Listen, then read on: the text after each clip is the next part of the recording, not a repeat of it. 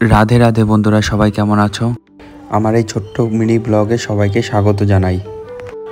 গত 4-5 দিন ছুটি নেওয়ার পর আজ আবার ডিউটি চালু হয়ে গেল আমার। এখন যেহেতু আমের সিজন, তাই বন্ধুরা গাড়িটা আমেতেই চলছে। আর আমাদের গাড়িতে লোড আছে আম। চলে আসলাম হবিবপুর পেট্রোল পাম্পে।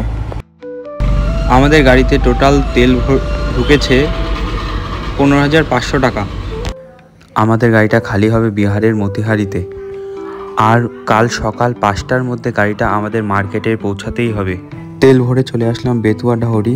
আমার সাথে যেই দাদা আছে সেই দাদা এই হোটেল থেকে কিছু খেয়ে নেবে দুপুরের খাবার। ওখান থেকে বেরিয়ে এসে বহরমপুরের আগে ভাপ্তা রেলগেটে এক মারাত্মক জ্যাম পাই।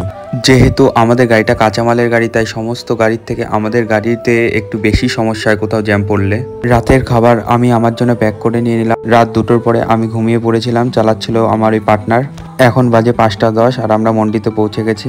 সো ফাইনালি পার্টি মাল খালি করে ফেলে। এটি ছিল একটা ছোট মিনি ব্লগ। আসার ভিডিওটা পরের ভিডিওতে ভালো লাগলে সাথে থাকবে।